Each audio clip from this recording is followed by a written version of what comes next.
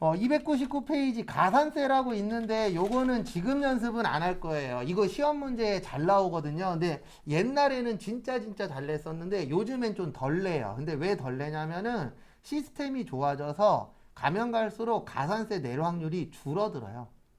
그래서 시험 문제도 과거에는 1년에 6번 시험 봤으면 한 4, 5번 가산세를 냈었는데 요즘엔 한 2, 3번. 그리고 가산세 안 나오는 게 도와주는 겁니다. 왜냐면 이거 다 계산해야 되거든요. 근데 우린 계산을 별로 안 사랑하잖아요. 그래서 요건 나중에 실기 때 따로 할 거예요. 그 다음에 305페이지 간이과세제도.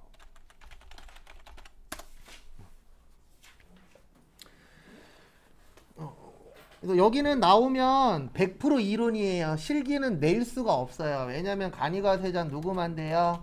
개인만. 근데 문제는 우리가 실기할 때 무조건 법인이에요. 법인의 제조회사이기 때문에 간이과세 나오면 100% 저기예요. 이론. 그 다음에 직전 연도 공급 대가가 8천만 원 미만. 그러니까 1년에 부가세 포함해서 한 달에 700만 원을 못 파시는 분이에요. 그럼 700 그러면은 작은 돈은 아니지만 이렇게 생각하시면 됩니다. 만약에 700만 원어치 판다라고 볼게요. 한 달에. 그러면 거기에서 50%가 만약에 물건 구입값이야. 그러면 반이면 350이죠. 근데 이걸 내가 다 가져요? 임차료 내야 되죠. 세금 내야 되죠. 그러면 많이 남는다라고 쳐도 30%? 그럼 700만 원에 30%는 얼마예요? 200만 원 돈이에요. 그러니까 영세 사업자라고 생각을 하시면 됩니다. 그래서 장사하시는 분들이 생각보다 못해도 한 달에 1000만 원은 넘어야 돼요. 진짜 많이 남는 거 아닌 이상은. 맞잖아요. 1000만 원 팔아도 30% 남는다라고 치면 300 갖고 가는 거예요. 근데 생각을 해보십시오. 300 갖고 가려고 장사해요? 나 같으면 300 갖고 갈 거면 장사 안 하고 지금 같은 상황이면 저걸 하겠어요. 택배나 저거 배달, 오토바이 배달 할 생각은 없지만 만약에 해야 된다라고 한다면 맞잖아요. 그래도 장사한다 그러면 얼마는 벌어가야 돼요? 500에서 1000은 벌어가야죠. 못 벌어가도. 근데 진짜 목표들은 대부분 다 1000만 원 이상이 목표긴 합니다. 그 다음에 공급 대가가 얼마요? 4,800만 원 미만이면 뭐 발행할 수 있다? 영수증. 그 다음에 4,800만 원이 안 되면 납부 면제. 요거 잘 기억하시고 나머진 볼 거 없어요. 이 파트에서는 어차피 나오면 거의 이게 나오니까. 그리고 나와봤자 이론 몇 개예요? 하나예요. 이 파트에선 나와봤자. 그 다음에 309페이지 잠깐 펴보세요. 이건 저희 시험엔 안 나오는데 거기 그 309페이지 박스 보시면 업종별 부가가치율이라고 있어요. 그러니까 우리가 원래는 10%만 곱하잖아요. 근데 간이과세자분들은 영세하니까 거기에다 한 번 더 곱해줘요. 그러면 10%에 10%면은 1%만 내는 겁니다. 그래서 거기 보시면은 10%에 20% 있잖아요. 그러면 2%만 세금 내는 거예요. 근데 왜 이렇게 줄여주냐면은 이분들은 소득이 높으신 분들이 아니시잖아요. 그러니까 세금을 뭐하게 해주는 거예요? 적게 내게끔. 왜냐면 그렇게 해야만 이분들도 돈 벌어서 소비를 해야 되고 생활을 해야 되잖아요. 근데 세금을 많이 걷어가. 그러면 국가 입장에서도 좋은 건 아닙니다. 왜냐면 장사를 하셔야 되니까. 요즘에 어저께 뉴스 보니까 알바 구하기도 힘들대요.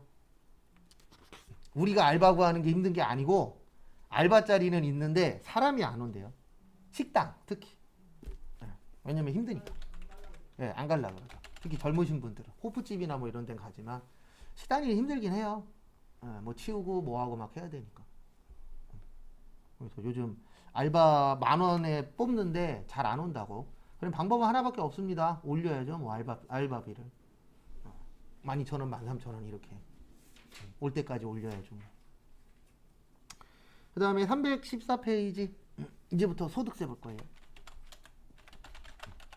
소득세는 이론 무려 2개, 그 다음에 실기 2개인데 이론은 배점이 4점이고요 실기는 배점이 15점이에요 그래서 우리는 이쪽에다 힘을 줄 겁니다. 왜냐면 여기는 힘준다 그래서 되는 게 아니에요.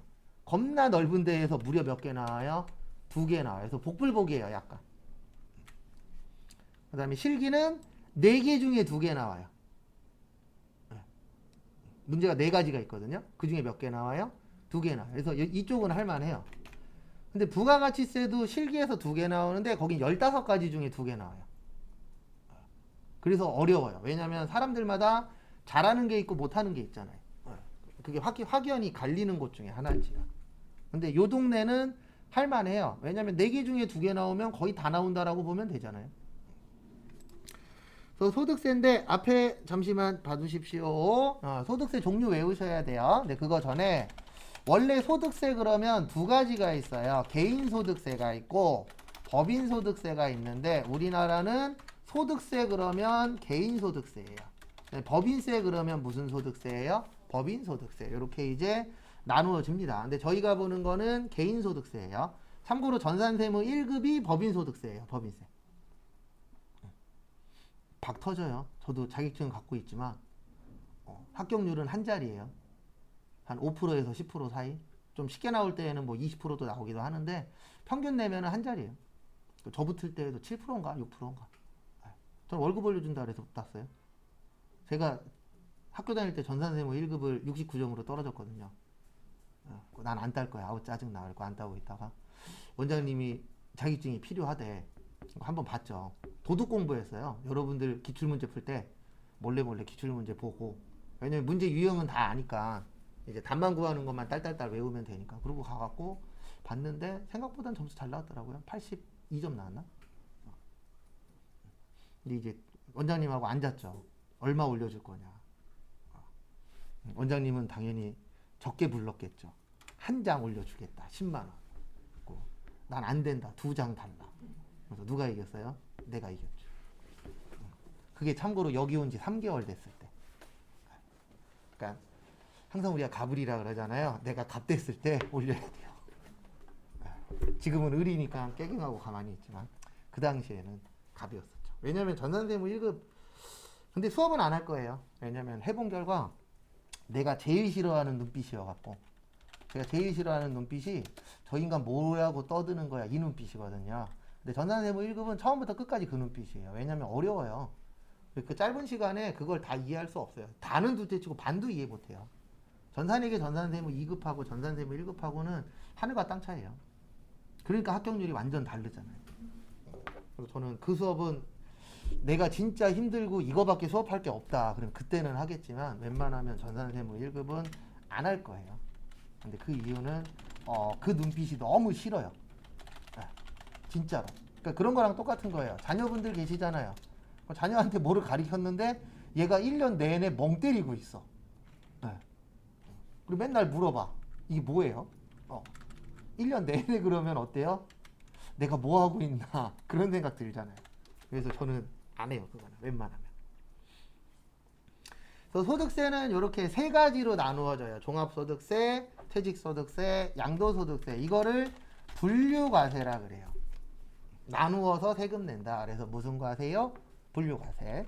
그 다음에 종합소득세는 크게 6가지로 되어 있어요. 이자, 배당, 사업근로, 연금, 기타. 그래서 합쳐서 낸다. 그래서 무슨 과세라 그래요? 종합과세. 그래서 사람들이 잘못 알고 있는 게 사업하면 사업 관련된 세금 따로 내고 회사 다니면 회사 관련된 세금 따로 낸다라고 잘못 알고 있는 분들이 생각외로 많아요. 합쳐서 내요. 이거 합쳐서 내요. 그러니까 제가 어저께 그 얘기 했잖아요. 배달 관련된 얘기. 그러면 밤이나 주말에 배달해. 그러면 배달하거나 아니면은 저거 뭐냐 대리기사에 그런 분들이 이제 내년부터 세금 왕창 내야 돼요. 왜냐면 내년부터는 합쳐서 내요. 그래 합쳐서 내면은 세율이 올라갈 확률이 높거든요. 우리나라가 6%부터 45%까지 있어요. 6 다음이 15거든요. 그러면 둘이서 몇 프로 차이 나요? 9% 차이 나요. 그럼 세금을 거의 2배 내야 될 상황이 올 수도 있어요.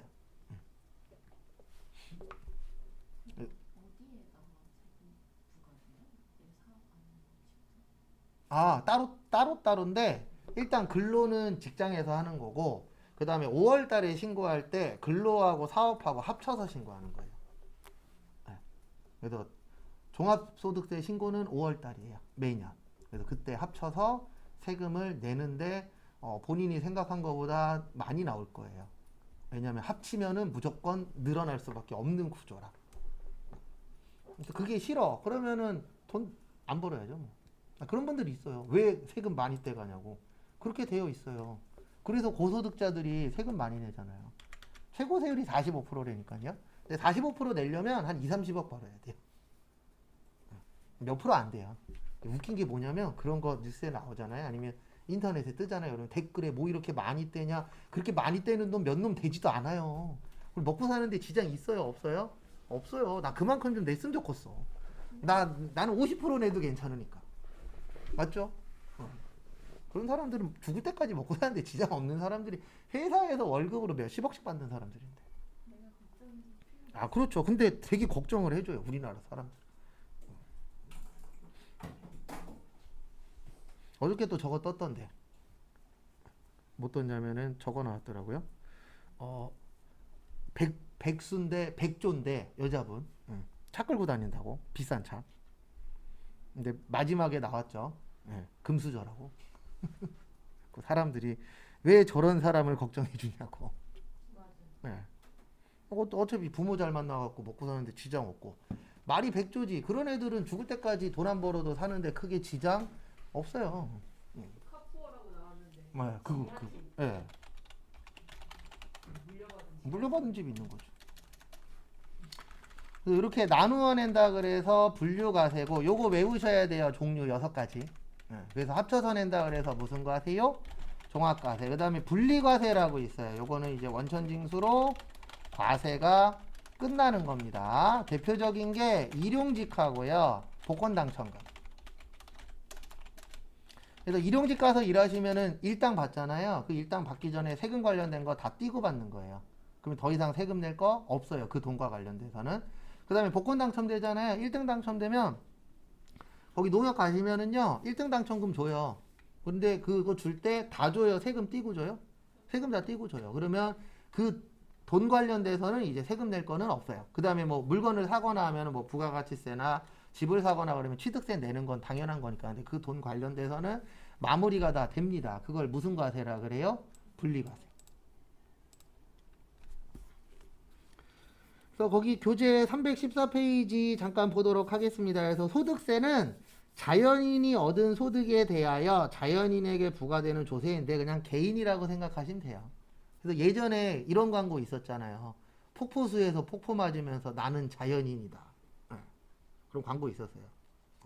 자양강장제 관련된 거. 바카스는 아니었고.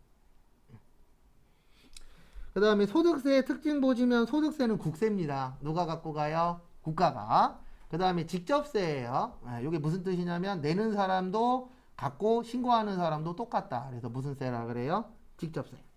그 다음에 보통세입니다. 보통세는요 목적이 없어요. 그러니까 우리가 이 소득세라는 걸 내면 국가에서는 그걸 걷어서 목적을 정해요.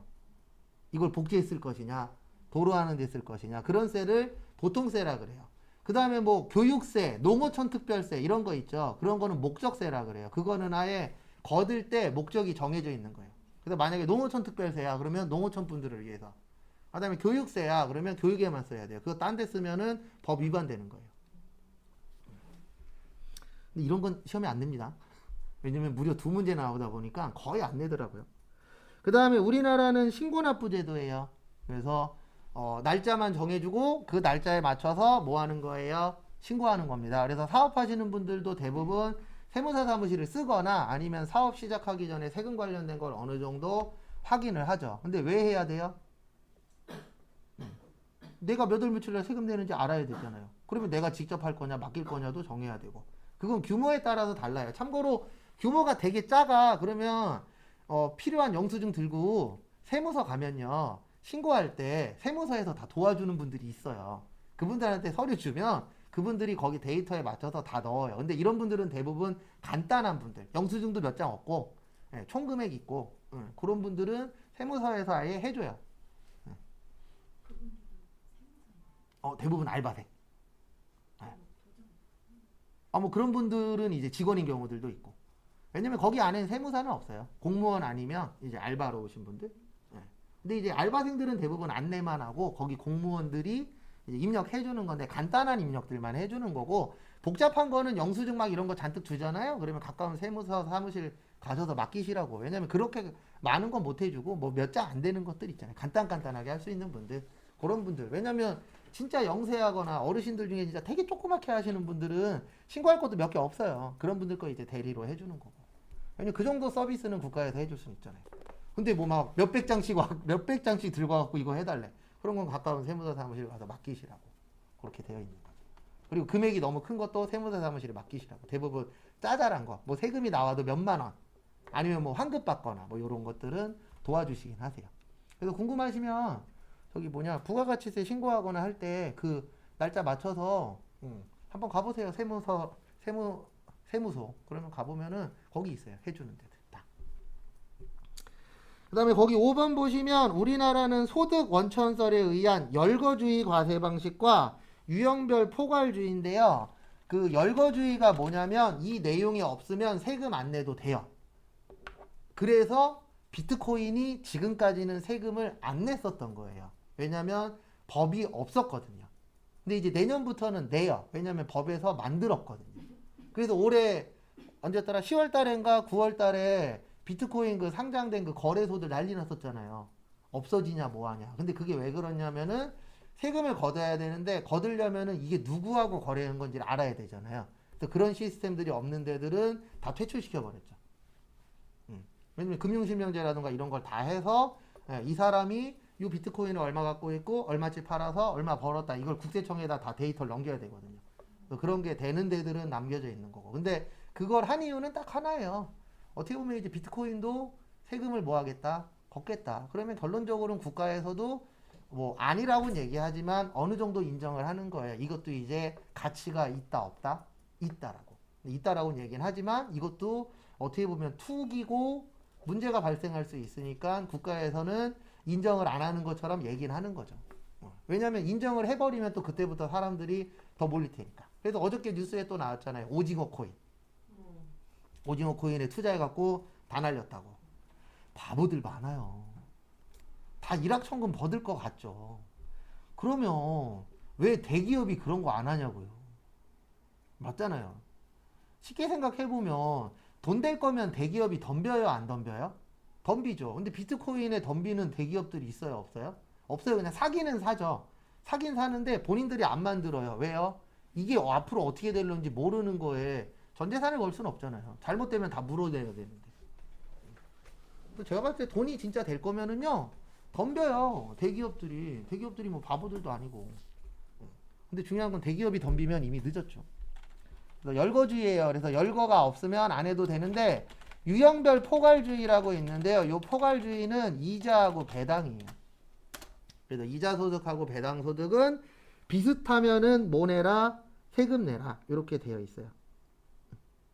그래서 거기 세 번째 줄에 보시면 5번에 다만 이자 배당 소득에 대하여는 사회 발전에 따른 신종 소득을 법 개정 없이 탄력적으로 포착하기 위하여 법령에 열거되지 아니한 경우에도 유사한 소득은 동일하게 과세하도록 되어 있습니다. 그래서 요거는 포괄주의 과세 방식에 의해서. 왜냐면 이런 것들이 국가에서 못 쫓아가잖아요. 솔직히 법보다 사람이 하는 행동이 더 빠르잖아요. 그래서 못 쫓아가니까 나의 법에서 비슷하면 뭐 내라? 세금 내라.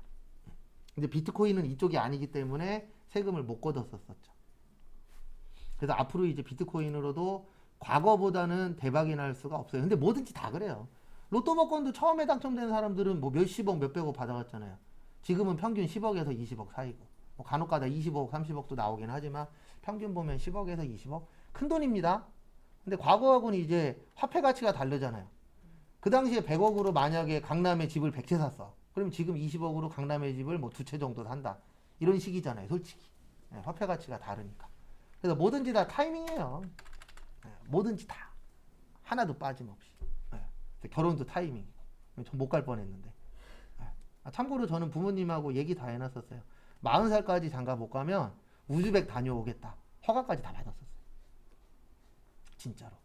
네. 어떻게 갔죠? 참고로 수강생이 해준 거예요. 수강생 중에 한 분이 같은 교회인데 수강생 중에 한 분이 괜찮은 아가씨 있다. 소개받을 거냐. 당연히 내가 뭐 그 당시에 뭐 가릴 상황도 아니었으니까 일단 소개받겠다. 그 전화번호 주시더라고요.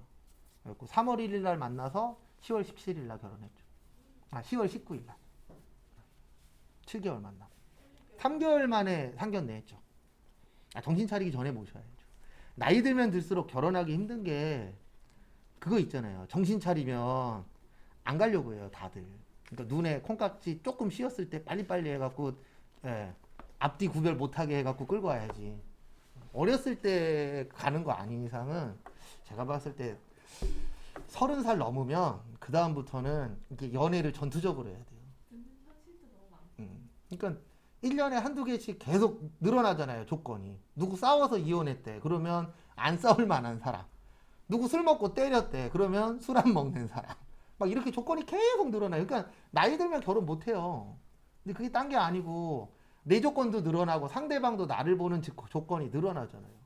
그래서 40 넘으면 결혼 못 하는 이유 중에 하나가 만약에 40 넘어서 결혼해야 돼. 그러면은 나 자체도 상대방이 집 있었으면 좋겠어. 차 있었으면 좋겠어. 월급이 얼마 이상이었으면 좋겠어. 이게 계속 늘어나잖아요. 왜냐면 주변에서 보고 듣는 게 있으니까. 근데 그 현실에 맞는 사람이 40 넘어서 몇 명 안 되잖아요. 그렇죠. 대부분 괜찮은 사람은 이미 대부분 팔렸으니까. 그러면 안 팔린 사람 중에서 괜찮은 놈을 찾아야 되는데 이게 쉽지 않은 거죠. 왜냐면 내 주변에는 이상한 놈들만 있어. 왜냐면 이상한 놈들만 남아 있으니까 대부분 다. 그리고 며칠 전에도 저희 어머니 생신이셔갖고 엄마랑 얘기하다가 이 얘기를 했죠. 엄마 주변에 노총각 노처녀 많거든요. 40, 50 넘으시고 시집장가 안 간 사람들. 그 사람들끼리 매칭해주면 안 돼요? 그랬더니 엄마가 웃고 말더라고요. 바보 같은 얘기죠. 매칭이 쉬운 것도 아니고. 어려워요. 그래서 맨날 저 자고 있으면 집에 가면 잘 자거든요. 부모님 집 가면.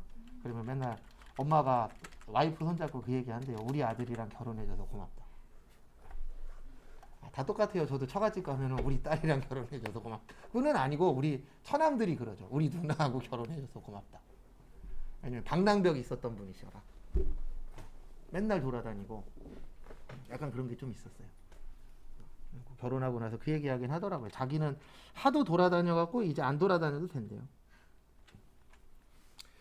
그 다음에 거기 314페이지 밑에 보시면 소득세 조건. 그래서 1번 보시면 소득을 원천별로 구분하여 제한적으로 열거하고 원칙적으로 계속적이고 뭐여야 돼요? 반복적이어야 되는데 우리 소득 중에 기타 소득이라고 있어요. 얘는 일시적이고 우발적이어야 돼요. 얘만 반대예요. 왜냐하면 대부분 기타 소득은 잠깐 받고 끝나는 거예요. 그러니까 복권 당첨금도 기타 소득이에요. 그 다음에 뭐 우리 경품 행사 이런 거 하잖아요. 그런 것들도 다 무슨 소득이에요? 기타 소득이에요. 왜냐면 경품 행사 당첨된다 그래서 계속 주는 거 아니잖아요. 한 번 주고 끝이지. 그 다음에 2번 현행소득세법은 기본적으로 소득 원천설. 그래서 소득이 발생하면 거기에 대해서 뭐 내는 거예요? 세금 내는 거. 그래서 우리가 이런 얘기 하잖아요. 거래가 있으면 뭐 낸다? 세금 낸다. 그게 부가가치세로 끝나는 게 아니에요. 그 다음에 부가가치세 내고 그 다음에 내가 얼마 벌었다. 그러면 거기에 맞춰서 소득세나 무슨 세 내는 거예요? 법인세 내는데 이런 분들이 있어요. 내가 얼마 번 거 어떻게 알지? 다 신고하잖아요. 일단 회사들은 부가가치세 신고하잖아요. 그럼 부가가치세 신고할 때 나 얼마 벌었어? 얼마 샀어? 이거 다 들어가잖아요. 매출액 얼마, 매입액 얼마 들어가죠. 그 다음에 일반적으로 근로자들은 회사에서 한 달에 한 번씩 원천징수 신고해요. 그러면 나 1년 동안에 얼마 벌었다. 국가에서 알아요? 몰라요? 알아요. 시스템이 그렇게 되어 있기 때문에 나 얼마 벌었는지 그런 건 다 알아요. 그 다음에 카드 많이 쓰시는 분은 몇 월 며칠 날 얼마 썼는지도 알고. 그래서 카드 회사가 하는 것 중에 하나가 이런 거 있대요. 저도 이제 라디오로 들은 적이 있었는데 만약에 야구 관련된 카드야. 그러면은 야구장 주변에서 30대가 많이 쓰냐, 40대가 많이 쓰냐, 남자가 많이 쓰냐, 여자가 많이 쓰냐를 빅데이터로 뽑는데요. 왜냐면 카드 쓰면 다 남잖아요. 30대 남자가 긁었는지 40대 남자가 긁었는지. 그래서 만약에 야구 경기 있는 날 야구장 주변에서 30대 남자가 많이 사. 그러면은 30대 남자 관련된 카드 혜택을 주는 거죠. 그런 식으로 해갖고 이제 카드사에서도 프로모션 같은 거 하잖아요. 그게 그냥 하는 게 아니고 데이터를 다 뽑는데요. 거기에 맞춰서 그 당시의 상황에 맞춰서. 그래서 저번에 한번 설명드렸지만 남자 전용 대출은 없잖아요. 근데 누구 전용 대출은 있어요? 여자 전용 대출은 있어요. 왜요? 여자가 더 잘 갚으니까. 만약에 100명 중에 남자가 60명 갚는다라고 치면 여자는 80명 갚는데요. 그래서 여자 전용 대출은 있는데 남자 전용 대출은 없다라고 나오더라고요. 근데 그 말이 얼추 맞는 것 같아요. 그리고 대부분 여자분들은 대출 그렇게 많이 안 받잖아요. 남자들보다는 평균을 냈을 때. 그리고 금액 자체도 남자보다는 소액인 경우가 훨씬 더 많고. 그 다음에 315페이지 거기 밑에 보시면 요거 외울 거예요. 요거 종합소득세는 이자 배당 사업근로 연금 기타. 그래서 합쳐서 낸다. 그래서 이걸 무슨 과세라 그런다고요? 종합과세. 그 다음에 퇴직소득세하고 양도소득세로 나눠서 낸다. 그래서 요걸 무슨 과세라 그런다고요? 분류가 나누는 거잖아요. 종류별로. 그 다음에 거기 315페이지 밑에 박스 보시면은요, 3번에 사업소득엔 분리과세가 없어요. 분리과세가 뭐냐면 돈 주고받을 때 세금을 다 띄어버리는 거예요. 근데 우리가 사업할 때는 돈 받으면 거기에서 세금 떼어요? 아니죠. 세금 다 주잖아요. 그래서 사업소득은 분리과세가 있다 없다? 없다. 그래서 분리과세의 뜻이 뭐냐면 이 돈을 받으면 내가 더 이상 세금 낼 게 없어. 이걸 분리과세라고 합니다. 무슨 과세라 그래요? 분리과세.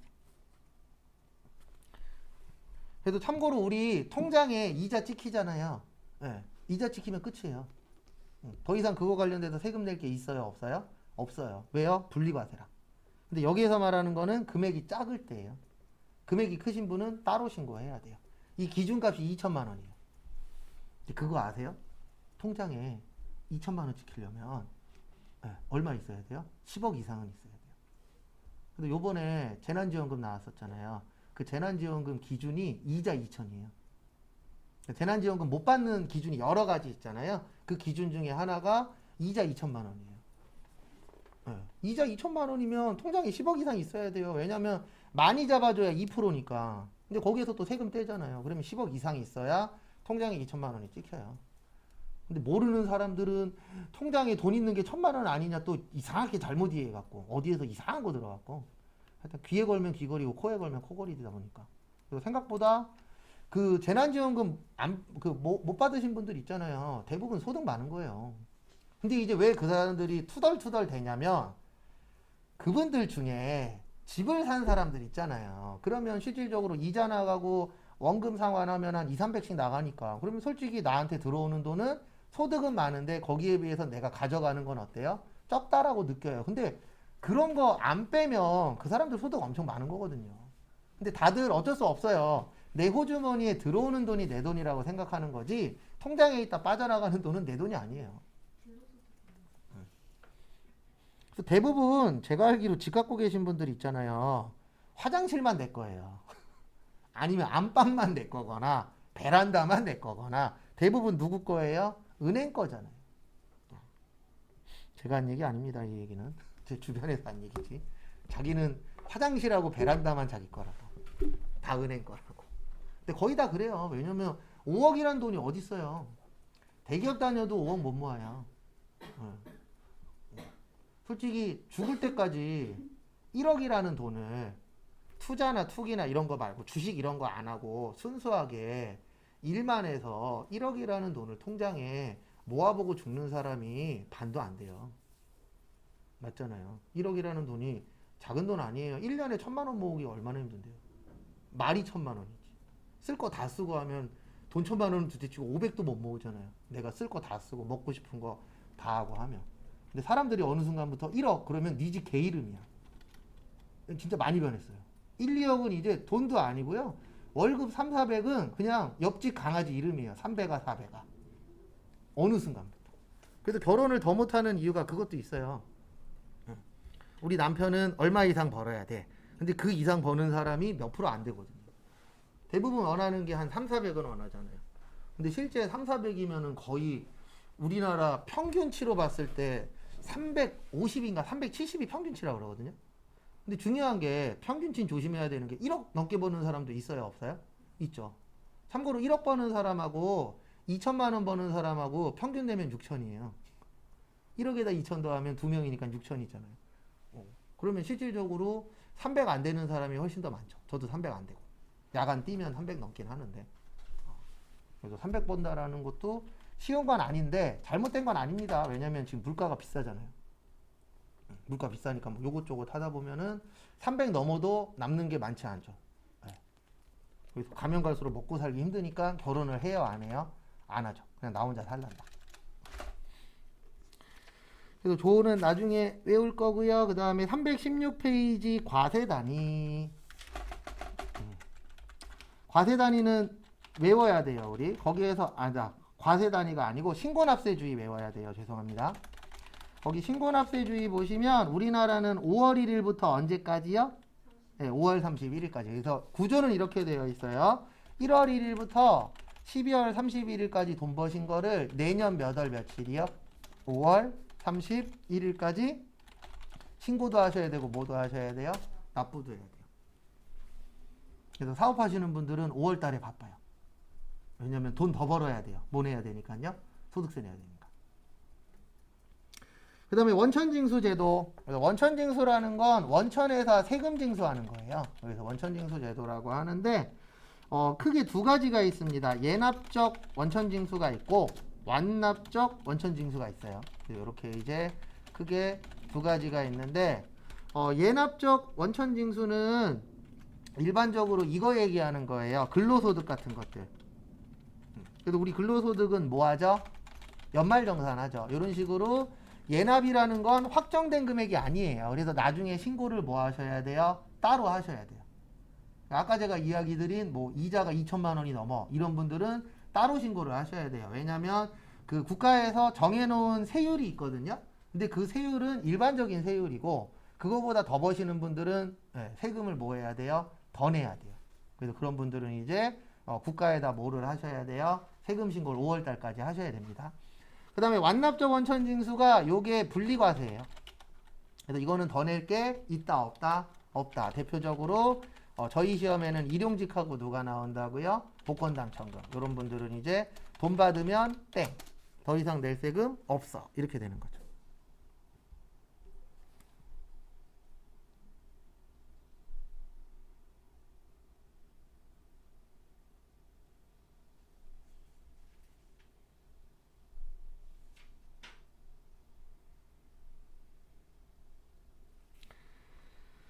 그 다음에 거기 보시면 현행 원천징수제도 거기 위에서 두 번째 줄 보시면 다음 달 10일까지 내도록 되어 있어요. 그래서 신고 및 납부를 하는데 다음 달 며칠까지요?